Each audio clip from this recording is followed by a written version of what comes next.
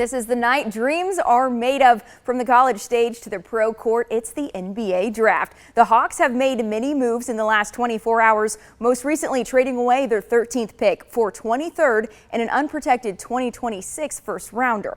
What they do with it? Well, here's a hint. ATL takes the Georgia Bulldogs seriously. And with the 23rd pick. Dogs fans often say they own the fourth quarter, and that rang true in this top 10 face-off. The new name is part of a 7-year, multi-million-dollar agreement with the brand. Georgia fans are bringing it. I got a notification on my watch talking about the decibels out there. That's what you want to see in a night game, especially in Sanford Stadium, when a team like Alabama comes to town. The senior class is filled with talent, including Ty Cummings, also making history for the school and for the state. What are the emotions that come to mind for you when you think about how far they've come? Well, we were talking about it as a staff. Georgia Tech and BYU getting ready to battle for this iconic trophy, a one-of-a-kind. With a new name, some new changes, and new prizes, racers are even more excited to hit the track for the Quaker State 400. UGA played Tennessee, and man, that was a close one. What were your emotions following the performance?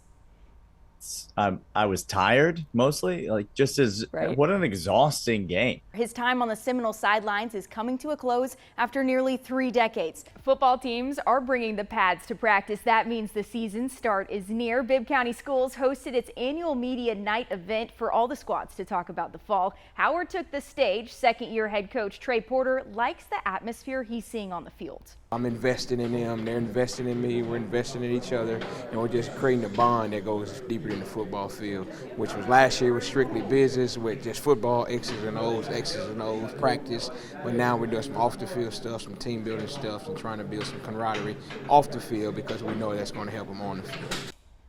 The Huskies finished the season with a 4-6 record, but half of their losses were by less than 1 touchdown. Coach Porter says that doesn't matter. People don't remember who you almost beat, and at the end of the day, it's still a loss. Howard kicks off the season against the Westside Seminoles this season. That battle was one of those close games last year. The guys in garnet and gold took it in overtime. The official start to basketball season tips off this week for Bibb County squads. The Northeast Raiders are welcoming a new head coach this winter. From Central Georgia Hoops to the ATL and back again, Coach Little is ready to rock with the Raiders.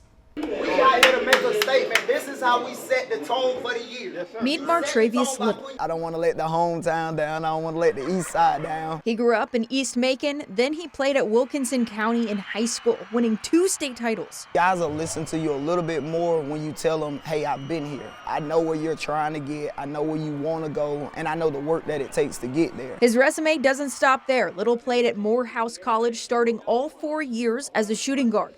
A team that was ranked in the top 5 for D2 during his time on the court. I always tell them I'm getting you ready for the next level because that's where I was. Coached and played there. So I tell guys to take care of the little things, and that big goal, that we always talk about, is going to happen.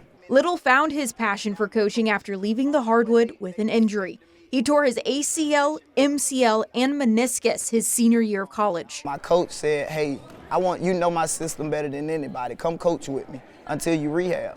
And I actually fell in love with coaching, and I didn't even want to play anymore. He spent 4 years as an assistant coach for the Maroon Tigers. Then he took his first head coaching gig on the girls' side. Little led the Midtown Lady Knights to the championship stage in 2024. Now he's ready to turn the page to Northeast ball. They would say, Coach, we want to be different. We just want to set a tone. We want to bring winning back to the east side. The goal is to get the Raiders back to their winning ways. Because now I'm not coaching your effort. I'm coaching X's and O's now. And I don't have to tell you to pick your intensity up, get going. So it's fun when you can look in guys' eyes and you can see that they want it just as bad as you do. He loves what he does, but his why is his mom, Shamanica Lamar. That's my drive. That's what makes me me. She's that person. She died earlier this year from breast cancer. She had 4 boys, me and my younger brothers, and all she wanted was to see her 4 kings make it. So now I can say, Mama, we made it. Each of Little's younger brothers are a part of the program in some shape or form, including Christian, who joins him on the bench as an assistant coach. An era is coming to an end for the FPD Vikings this season. Longtime announcer King Kemper is stepping out of the booth for his final time. He sat in front of the mic for the last 30 years. this is the purest level and form of football. I'm an Auburn grad. I'm all into college football. I like professional football. There's nothing like Friday nights. And there's honestly nothing like Friday nights in the state of Georgia. You know, it's just a unique place, and how important it is and how it means so much to so many communities. So one thing I've always wanted to do, and I've prided myself, I'm going to call out kids' names. I'm going to call out the other team's kids' names. That mama wants to hear it. That dad wants to hear it. They've deserved it. Kemper went to FPD and even played for the team back in high school. As soon as he graduated from Auburn, he started calling games on Friday nights. Last week was his final regular season game, but he might not be done yet. Kemper's last time in the press box could be for an FPD playoff game, as the Vikings have a chance to host. Regardless of the outcome, Kemper wants to thank the school for allowing him to be a part of it. The Savannah Bananas are taking the national sports scene by storm, and a Central Georgia baseball player is one of the team leaders. Bill Leroy grew up in Dublin and suited up for West Lawrence High School. He says playing for these sellout crowds now feels unreal. Going to these stadiums with 60,000 people, 70,000 people, 80,000 in Clemson, it doesn't make sense. It's like this World Series playoff atmosphere, competitive spirit on the field, like we're competing to beat each other, and it's like losing to your brother. Like we're all under the same umbrella with all the teams that we have, but you don't want to lose to your brother, especially not in front of 80,000 people.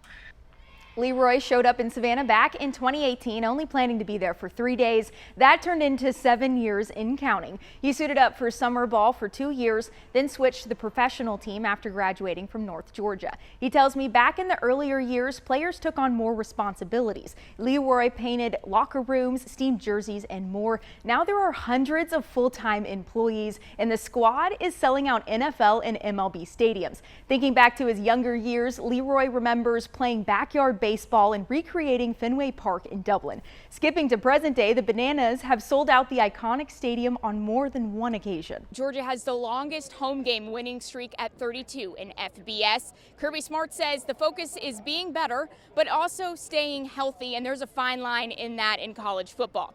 Reporting in Athens, Sammy Costas, 13 WMAZ Sports.